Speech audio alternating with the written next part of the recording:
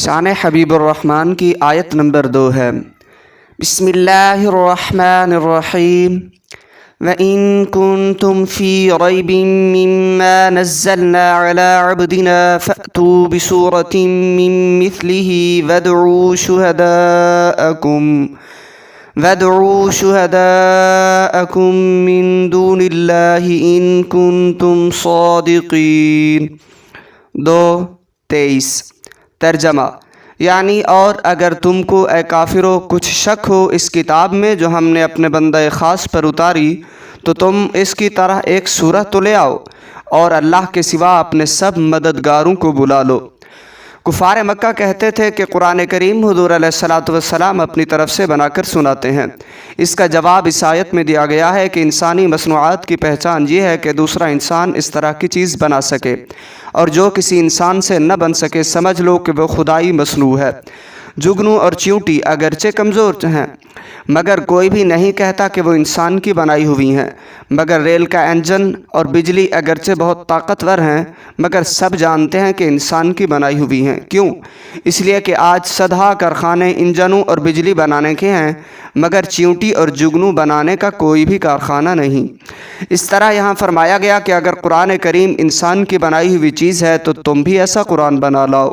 بظاہر تو معلوم ہوتا ہے کہ یہ قرآن پاک کی تعریف ہو رہی ہے، مگر غور کرنے پر معلوم ہوتا ہے کہ اس میں قرآن کی بھی تعریف ہے اور صاحب قرآن کی بھی، کہ حضور اقدس علیہ السلام مخلوق میں سے کسی کے شاگرد نہیں بلکہ استاد الکل ہو کر تشریف فرما ہوئے، بلا واسطہ پروردگار عالم ان کو سکھانے والا اور وہ سیکھنے والے، لکھے نہ پڑھے جناب والا شاگرد رشید حق تعالی۔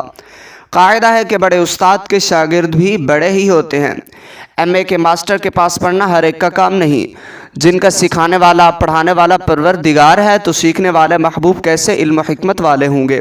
اسی لیے فرمایا گیا کہ سارے مددگاروں کو بلا لو، دنیا بھر کے عالموں کو جمع کر کے مقابلہ کرو مگر نہ ہو سکے گا، کیونکہ سارے عالم مخلوق ہی سے پڑھ کر عالم بنے ہیں، مخلوق کے شاگرد ہیں۔ وہ اس ذات کا کس طرح مقابلہ کر سکتے ہیں جو خالق کا شاگرد ہو اور مخلوق کا معلم علیہ السلام۔ مفسرین نے اس آیت کے ایک معنی یہ بھی بیان کیے ہیں کہ مثلہ کی ضمیر حضور علیہ السلام کی طرف لوٹتی ہے، تو آیت کے معنی یہ ہوئے کہ ایک سورہ ہی ایسی لے آؤ جو کہ محمد الرسول اللہ صلی اللہ تعالی علیہ وعلی آلہ وبارک وسلم جیسی ذات کے مبارک منہ سے نکلی ہو۔ یعنی اولاً تو کوئی ایسی شان والا محبوب دنیا میں ڈھونڈو، پھر اس کے منہ سے ایسی آیت پڑھوا کر سنو، خازن و مدارک وغیرہ۔ اب کلام کا مقصد یہ ہے کہ نہ ان جیسی شان کا آسمان کے نیچے کوئی ملے گا نہ ایسا کلام سنا سکے گا، جس سے معلوم ہوا کہ حضور علیہ السلام بے مثل اور بے نظیر ہیں۔ حدیث پاک میں ارشاد ہوا ایکم مثلی، تم میں مجھ جیسا کون ہے؟ دوسری جگہ ارشاد ہوا وَلَٰكِنِّي لَسْتَ كَأَحَدٍ مِّنكُمْ، لیکن ہم تمہاری طرح نہیں، اور عقل کا بھی تقاضا ہے کہ حضور علیہ السلام کی مثل کوئی نہیں ہو سکتا۔ ہم سب مومن حضور علیہ السلام ایمان، ہم لوگ صادق و سراپا صدق، لوگ عالم و سراپا علم، کیونکہ ان کے احوال پاک جاننے کا یا ان کو پہچاننے کا نام علم ہے۔ ہمارا پیشاب پیخانہ ناپاک، حضور علیہ السلام کی یہ تمام چیزیں امت کے لیے پاک۔ شامی جلد اول۔ ہماری نیند وضو توڑ دے، ان کی نیند وضو نہ توڑے۔ ہم سب سن کر جنت و دوزخ ذات و صفات پر ایمان لائے، ہمارا ایمان سونا ہوا حضور علیہ السلام دیکھ کر۔ ہم سب پر 5 نمازیں فرض، حضور علیہ السلام پر 6، تہجد بھی۔ وَمِنَ اللَّيْلِ فَتَهَجَّدْ بِهِ نَافِلَةً لَكَ، سورہ الاسراء آیت نمبر 79۔ یعنی رات میں آپ تہجد پڑھیے، یہ نماز آپ کے لیے زیادہ ہے۔ سب کے لیے اسلام کے ارکان 5 اور حضور علیہ السلام کے لیے صرف 4، یعنی زکوٰۃ فرض نہیں۔ دیکھیے شامی کتاب الزکاة۔ ہم کو 4 بیویاں نکاح میں رکھنا جائز، مگر حضور جس قدر چاہیں حلال۔ ہمارا مال میراث میں تقسیم ہو، حضور کا نہ ہو۔ ہماری بیویاں ہماری موت کے بعد جس سے چاہیں نکاح کر لیں، حضور کی ازواج پاک بعد وفات کسی کے نکاح میں نہیں آ سکتی۔ رب تعالیٰ فرماتا ہے وَلَا تَنْكِحُوا أَزْوَاجَهُ مِن بَعْدِهِ أَبَدًا۔ غرض کے بے شمار فرق ہیں، عبادات میں بھی اور معاملات میں بھی۔ پھر کس طرح کہا جا سکتا ہے کہ ہم حضور علیہ السلام جیسے بشر ہیں؟ اس کی زیادہ تحقیق انشاءاللہ قُلْ إِنَّمَا أَنَا بَشَرٌ مِثْلُكُمْ کی بحث میں آئے گی۔ حبیب الرحمن کی آیہ نمبر 3 ہے يخادعون الله والذين آمنوا وما يخدعون إلا أنفسهم وما يشعرون سورہ 2 آیہ نمبر 9۔ ترجمہ: یہ منافقین اللہ کو اور مسلمانوں کو دھوکہ دینا چاہتے ہیں اور نہیں فریب دیتے مگر اپنی جانوں کو، اور یہ سمجھتے نہیں۔ اس آیت میں بظاہر تو منافقین کی برائی اور ان کا عیب بیان ہو رہا ہے، مگر ایمانی نگاہ سے دیکھا جائے تو ساتھ ہی ساتھ حضور علیہ الصلاۃ والسلام کی وہ عظمت ثابت ہو رہی ہے کہ سبحان اللہ۔ تفسیر خازن میں اس آیت پر فرمایا کہ منافقین خدا کو دھوکہ کس طرح دے سکتے ہیں؟ جواب دیا کہ یعنی پروردگار عالم نے اس میں اپنا ذکر فرمایا، مگر اس سے مراد محبوب علیہ الصلاۃ والسلام کی ذات پاک لی، یعنی فرمایا کہ منافقین اللہ کو دھوکہ دینا چاہتے ہیں، مگر مقصود ہے کہ رسول اللہ علیہ الصلاۃ والسلام کو دھوکہ دینا چاہتے ہیں۔ معلوم ہوا کہ محبوب علیہ الصلاۃ والسلام کو خدائے قدوس سے وہ قرب حاصل ہے کہ ان کا دھوکہ دینے کی کوشش کرنا گویا پروردگار کو دھوکہ دینا ہے۔ مدارک نے فرمایا کہ یہ آیت ایسی ہی ہے جیسی کہ بیعت کے بارے میں فرمایا گیا کہ اے محبوب، جو آپ سے بیعت کرتے ہیں وہ اللہ ہی سے بیعت کرتے ہیں، اللہ کا ہاتھ ان کے ہاتھوں پر ہے۔ یا فرمایا گیا کہ اے محبوب، آپ نے جو کنکر پھینکے وہ آپ نے نہ پھینکے بلکہ آپ کے رب نے پھینکے۔ سبحان اللہ، محبوب کے فعل کو اپنا فعل فرمایا گیا۔ گفتہ اللہ بود گرچہ از حلقوم عبد اللہ بود۔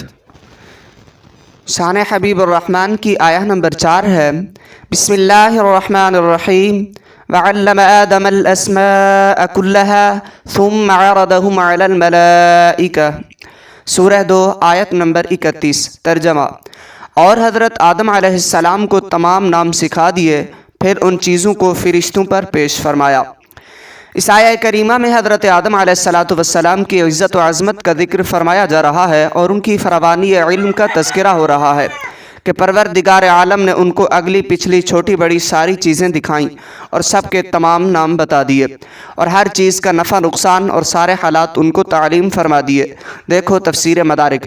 اور یہ بھی معلوم ہوا کہ قیامت تک جس چیز کے جس قدر نام مختلف زبانوں میں ہوں گے وہ سارے ہی حضرت آدم علیہ الصلاۃ والسلام کو بتا دیے گئے۔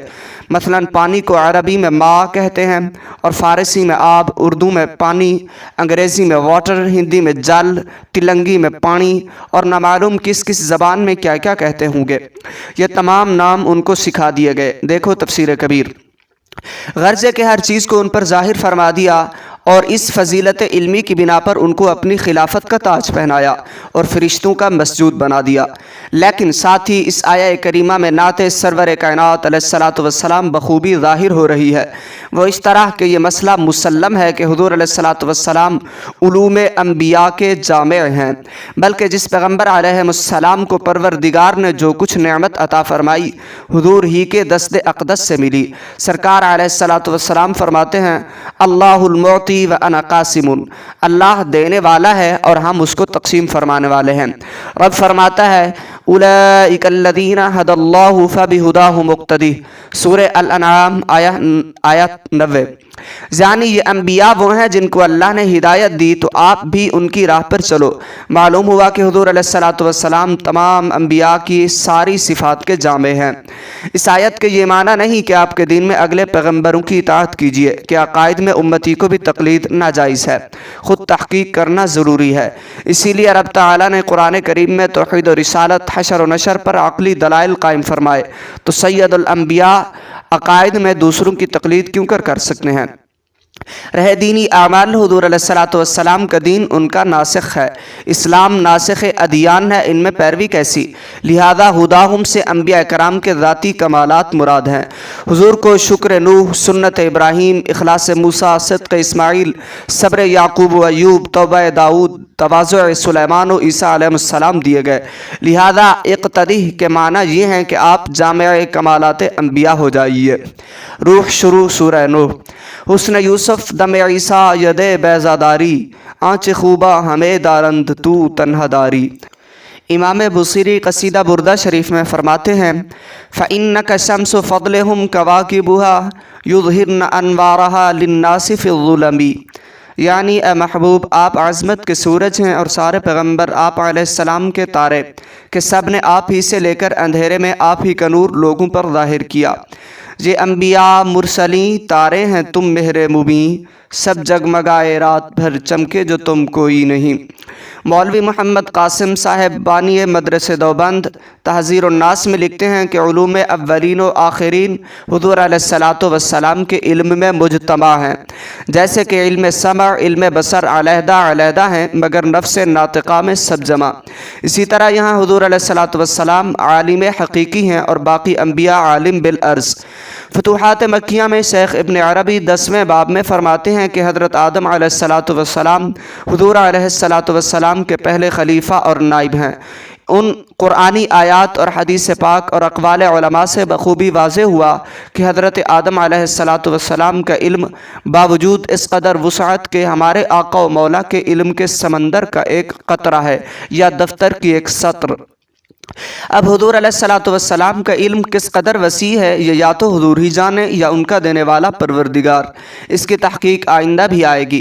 پھر حضرت آدم علیہ الصلاۃ والسلام کو مسجود ملائک بنایا، خلافت الہیہ کا تاج عنایت کیا، یہ سب اس نور محمدی کی برکت سے ہوا جو کہ حضرت آدم علیہ الصلاۃ والسلام کی پیشانی میں جلوہ گر تھا۔